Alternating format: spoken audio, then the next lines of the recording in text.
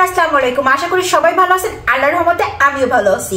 সেদিন আমি একটা ব্লগ আপনাদের সাথে শেয়ার করছিলাম যে আমার বাসার বেলকনিতে গোলাপ ফুল ফুটছে, আর সেই গোলাপ ফুলটা আমি কি করব ভাবতে ভাবতে আগের বছরে মানে গত বছরে আর কি ওই গোলাপ ফুলটা আমি ওয়াটার রোজ বানাইছিলাম, আর এবার ভাবলাম গোলাপ ফুলের চা বানাবো, সেটা আপনাদের সাথে শেয়ার করব। আর এই চাটা কিন্তু খেতে দুর্দান্ত মজা হয়। চলেন এখন চলে যাই চা রেসিপিতে। এখানে আমি হচ্ছে মানে 1 কেজি থেকে একটু কম আর কি দুধ নিছি। এখন এটাকে ভালো করে ফুটাবো আর কি 4-5 মিনিট শুধু দুধটাকে ভালো করে ফুটাবো। তারপরে আমি একটা একটা করে সব উপকরণ এর সাথে মিক্সড করব। আগে দুধটা ভালো করে জাল হোক। দুধটা আমি পাক্কা 5 মিনিট জাল দিচ্ছি। জাল দেওয়ার পরে দুধটা সম্পূর্ণভাবে উতরাই গেছে। এখন যেহেতু দুধটা উতরাই গেছে তখন আমি কি কি দিব? প্রথমে দেবো হচ্ছে দারচিনি, এই যে একটা স্লাইস। তারপরে হচ্ছে তেজপাতা ধুয়ে আমি টুকরা করে রাখছি, তেজপাতাগুলো দিয়ে দিব। তারপরে দিব হচ্ছে লবঙ্গ, এই যে লবঙ্গ দিয়ে দিলাম। তারপরে দিব হচ্ছে এলাচ। এলাচটা একটু সামান্য পরিমাণে ফাটায় ফাটায় দিছি যাতে ভিতরের ঘ্রাণটা বের হয়ে যায়। তারপরে দিছি একটু আদা ছেঁচা। আর এই পর্যায়ে দিয়ে দিব হচ্ছে আমি চিনিটা। এইগুলো দিয়েই আমি হচ্ছে আগে জাল করব, আরও 5 মিনিট জাল করব আর কি, খুব ভালো করে। 5 মিনিট না, মানে 2-3 মিনিট আর কি জালটা করব, আর দিব না। এখন এটা দিয়ে ভালো করে একটু নাড়া দিব।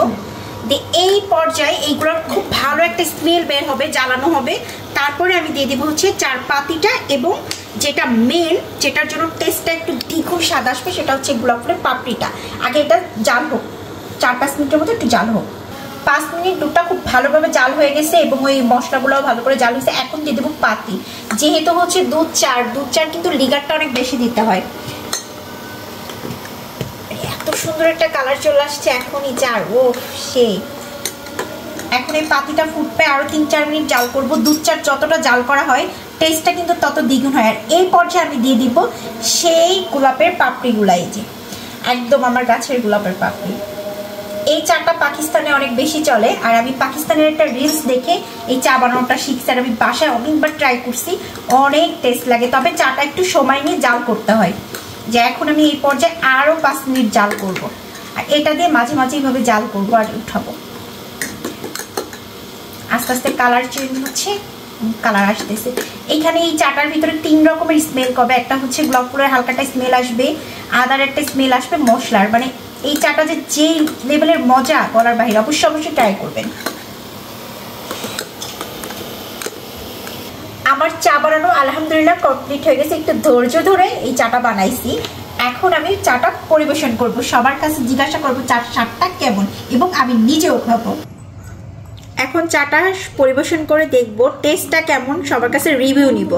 আর অবশ্যই সেম ভাবে ফলো করে যদি আপনারা বাসায় বানান অবশ্যই অনেক বেশি মজা লাগবে, আমি জানি, কারণ আমি অনেকবার টেস্ট করছি।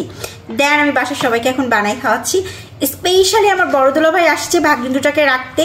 ভাবলাম যে দুলাভাই যেহেতু চা প্রেমিক অনেক বেশি, তো ওনার উপরে এক্সপ্লেনটা করে দেখবো যে ভাইয়ার টেস্টটা কেমন বলে। চার কালারটা আসছে দুর্দান্ত ফাটাফাটি। ফার্স্টে ভাইয়াকে দিয়ে ট্রাই করব যে টেস্টটা কেমন, ভাইয়াই বলবে, কারণ সে অনেস্ট রিভিউ দেয়। ওকে, হ্যাঁ,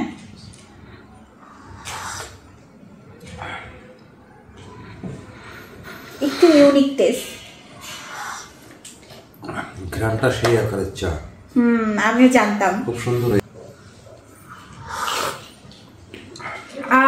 আর আমার কিন্তু একটা অভ্যাস খুব খারাপ, আমার হচ্ছে চা না মানে একটু টেস্ট ভিন্ন ভিন্ন করে চার টেস্ট নিতে ভালো লাগে, এই জন্য আমি এটা নিলাম। অবশ্যই ট্রাই করবেন। আর এখন কিন্তু অ্যাভেলেবেল গোলাপ ফুলের সিজন। আজকের ব্লগটি এই পর্যন্ত, কি ভালো থাকবেন এবং সুস্থ থাকবেন। আল্লাহ হাফেজ।